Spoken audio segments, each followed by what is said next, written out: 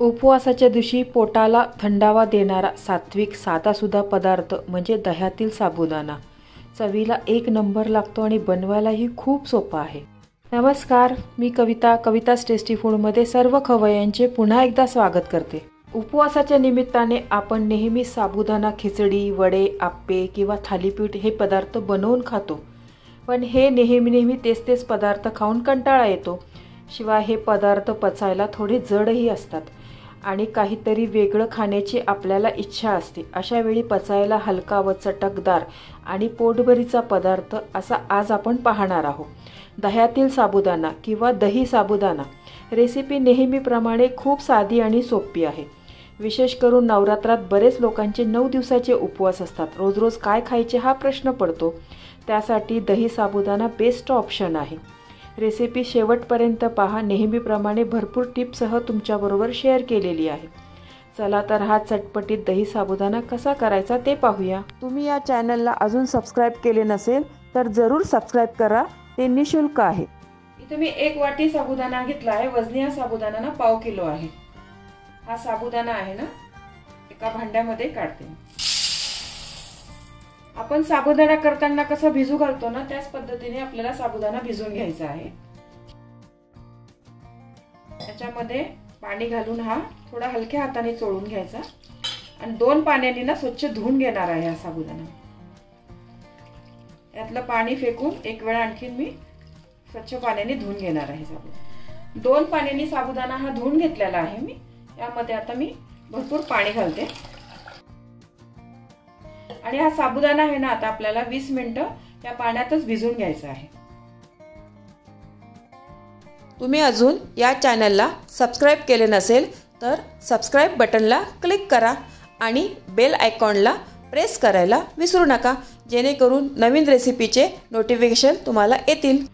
20 minute झाले आहे बघा. साबुदाणा आपला छान मस्त भिजलेला आहे. साबुदाण्याला जेवढं पाणी प्यायचं असेल ना तेवढं सगळं पाणी व्यवस्थित पिऊन घेतलेलं आहे साबुदाण्याने. आता या साबुदाण्यामधलं सर्व पाणी ना काढून घेऊ. एक 5 मिनिट झालेलं आहे. साबुदाण्यातलं सर्व पाणी आहे ना सगळं निघून गेलेलं आहे बघा. आता हा साबुदाणा आहे ना आपण परत त्याच भांड्यात घालू. तुम्ही जेव्हा पण साबुदाणा करत असाल कशासाठी पण तर या पद्धतीने साबुदाणा भिजवला ना तर कधीच तुमचा साबुदाणा बिघडणार नाही. त्याच्यामध्ये पाणी पण जास्त होणार नाही आणि कोरडा पण होणार नाही. व्यवस्थित साबुदाणा चांगला भिजेल. हा साबुदाणा आहे ना 5 ते 6 तास व्यवस्थित भिजवून घेऊया. तुम्ही रात्रभर भिजवून घेतला ना तरी चालेल. छान मस्त मोकळा साबुदाणा होईल. हा बघा साबुदाणा आहे ना किती छान मस्त भिजलेला आहे. एकदम मोकळा झालेला आहे बघा. एक दाणा ना मोत्यासारखा मस्त मोकळा झालेला आहे बघा. तुम्ही माझ्या या पद्धतीने कधी पण साबुदाणा भिजवला ना तर कधीच साबुदाणा फसणार नाही तुमचा. यापासून साबुदाण्याची खिचडी पण खूप छान बनते. मोकळी छान बनते बघा खिचडी. या साबुदाण्यामध्ये मी आता अगदी 1 घोटभर पाणी टाकते. अगदी थोडंसं, कारण हा साबुदाणा आहे ना आपल्याला वाफवून घ्यायचा आहे कुकरमध्ये. अगदी चवीपुरतं थोडंसं मीठ. हे सगळं व्यवस्थित मिक्स करून घेते.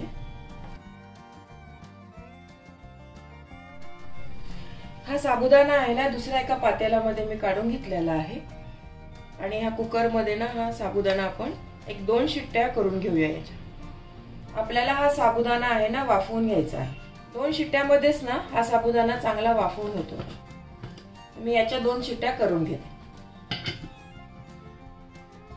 कुकरच्या 2 शिट्ट्या झालेल्या आहे बघा आणि वाफ पण गेलेली आहे.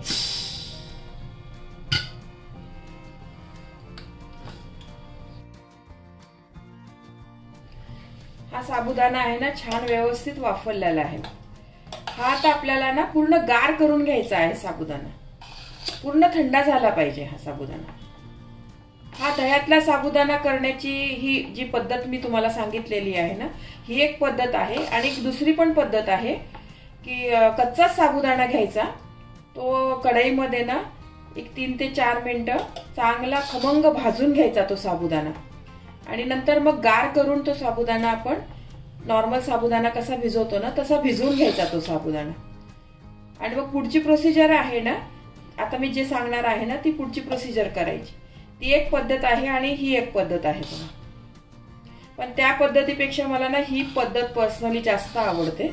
याच्यामध्ये ना साबुदाणा छान वाफरले असल्यामुळे ना छान लागतो. तुम्हाला आवडत असेल तर ती पण पद्धत केली तरीही चालेल. हा साबुदाणा आहे ना पूर्ण गार करून घेते मी. इथे बघा मी ताजं दही घेतलेलं आहे. हे दही अजिबातच आंबट नाही. यासाठी ना तुम्ही असंच चांगलं फ्रेश दही घ्या. हे दही आहे ना याच्यामध्ये काढून घेते. हे दही आहे ना 1-2 वाटी तरी दही असेल आपलं. हे दही आहे ना व्यवस्थित असं फेटून घ्या. यामध्ये ना थोडंसं मीठ घालते. आपण साबुदाणा शिजवताना पण त्यामध्ये मीठ घातलेलं होतं, तर जपूनच घाला तुम्ही.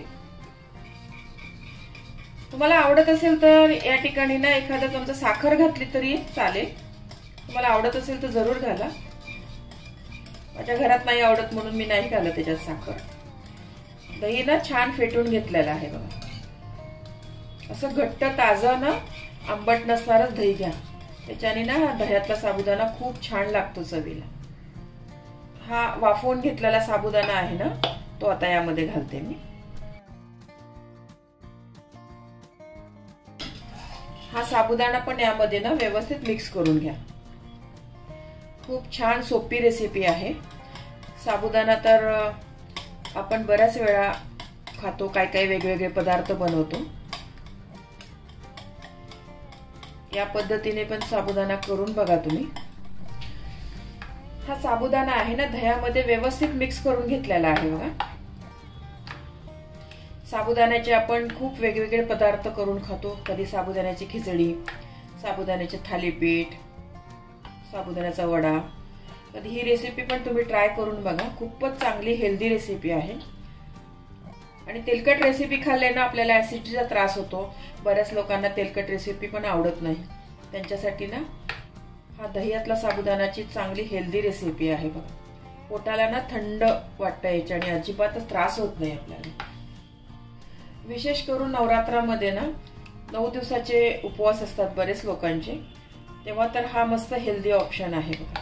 दह्यातला साबुदाणा आहे ना हे सगळं व्यवस्थित मिक्स केलेलं आहे बघा. यामध्ये ना मी आता दाण्याचा कूट घालते. एक अर्धी वाटी दाण्याचा कूट घेतलेला आहे. आणि दाण्याचा कूट घेताना ना असा जाडसरच कूट घ्या. हा खाताना असा दाणा आहे ना शेंगदाण्याचा दाताखाली आला ना तो खूप छान लागतो चवीला. असं बारीक कूट नका घालू तुम्ही, असं जाडसरच घाला. तुम्ही जर हा दह्यातला साबुदाणा नवरात्रामध्ये खात असाल ना तर यामध्ये ना बारीक चिरून काकडी घातली तरी चालेल. नवरात्रामध्ये ना बरेच लोक काकडी पण खातात. एरवी खात नाही पण नवरात्रामध्ये चालते. त्यावेळेला तुम्ही काकडी याच्यामध्ये ना बारीक चिरून घाला. खूप छान लागते त्याच्याने. किंवा डाळिंब घातला ना तरी चालेल. त्याच्याने पण मस्त खूप क्रंची टेस्ट लागते याची. याच्यामध्ये ना थोडीशी मी आता कोथिंबीर घालते. कोथिंबीर पण तुम्ही उपवासाला खात असेल तर घाला, नाही तर नाही घातली तरी चालेल. बरेच लोक जिरं कोथिंबीर खात नाही उपवासाला, काही लोक खातात. तुम्ही खात असेल तर जरूर घाला. आता आपण ह्या दह्यातल्या साबुदाण्याला ना तडका देऊया. त्यासाठी मी एका कढईमध्ये ना शेंगदाण्याचं तेल गरम करून घेतलेलं आहे. यामध्ये तुम्हाला आवडत असेल तर तुम्ही तुपाची फोडणी दिली तरी चालेल. पण हे दही आणि साबुदाणा चांगलं थंड आहे ना आता, तर तुपाची फोडणी दिली ना आपण तर तूप आहे ना याच्यामधलं सगळं आळून जातं आणि मग चवीला इतकं चांगलं लागत नाही. त्यामुळे मी ना शेंगदाण्याच्या तेलाची नेहमी फोडणी देते. तुम्हाला जर आवडत असेल तर तुम्ही तसंही दिलं तरी चालेल. जिरं घालते याच्यामध्ये आणि हिरवी मिरची. ही फोडणी आहे ना आपल्याला गरम गरम यामध्ये नाही घालायची. फोडणी गार झाल्यावरच घालायची आहे. गरम जर अशी फोडणी घातली ना तर हे दही लवकर आंबट होईल आपलं. तर ही फोडणी आपल्याला गार करून घ्यायची आहे. ही फोडणी आहे ना पूर्ण थंडगार करून घेतलेली आहे. यामध्ये मी आता ही घालते. फोडणी आहे ना सर्व मिक्स करून घेते व्यवस्थित. हा दह्यातला साबुदाणा आहे ना तुम्ही एकदा तरी नक्की करून बघा. खूप आवडेल तुम्हाला. एकदम नवीन रेसिपी आहे, चांगली आणि हेल्दी पण आहे. उपवासाला आपल्याला तेलकट पदार्थ खाऊ वाटत नसेल ना तर असा हा दह्यातला साबुदाणा करून बघा. अजिबात याच्याने त्रास होत नाही ऍसिडिटीचा वगैरे, आणि पोट पण ना छान थंड राहतं याच्यामुळे. साबुदाणा वडा खाताना आपल्याला एकदम छान वाटतो, आवडतो साबुदाणा वडा, पण नंतर तेलकट असल्यामुळे थोडा त्रास होतो त्याच्याने. पण हा एकदम हेल्दी पदार्थ आहे साबुदाण्याचा, आणि बनवायला पण किती सोपा आहे बघा.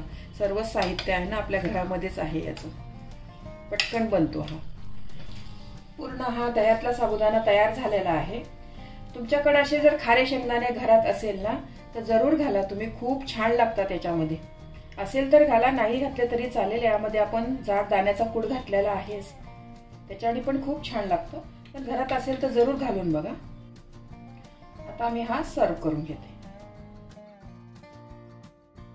हा बघा सौम्य आणि चविष्ट दही साबुदाणा तयार झालेला आहे. दही साबुदाणा तुम्हाला डब्यात न्यायचा असेल तर बनवताना यामध्ये थोडे दही आणि थोडे दूध घाला, म्हणजे खाण्याच्या वेळेपर्यंत आंबट होणार नाही. मला काही टिप्स सांगायचे आहे. यामध्ये दही नेहमी ताजंच घाला, आंबट नको.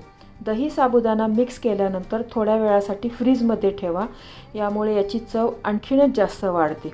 तुम्हाला ही रेसिपी आवडली असेल तर तुमच्या मित्रमैत्रिणी आणि नातेवाईकांबरोबर शेअर करा. व्हिडिओला लाईक करा व चॅनलला सबस्क्राईब करा. रेसिपीला कमेंट्स करा. तुमच्या कमेंट्स वाचायला मला फार आवडतात. तुमच्या लाईक्स आणि कमेंट्समुळे माझा उत्साह वाढतो आणि नवनवीन व्हिडिओ बनवण्यासाठी प्रोत्साहन मिळते. त्याचबरोबर तुम्ही मला फेसबुक, इंस्टाग्राम आणि पिनट्रेस्टवर देखील फॉलो करू शकतात. त्यांची लिंक डिस्क्रिप्शन बॉक्समध्ये दिलेली आहे. तुम्ही ही रेसिपी कोणत्या गावातून पाहताय तेही सांगा. तर पुन्हा भेटूया एका नवीन रेसिपीसह. तोपर्यंत मस्त खा, काळजी घ्या. धन्यवाद.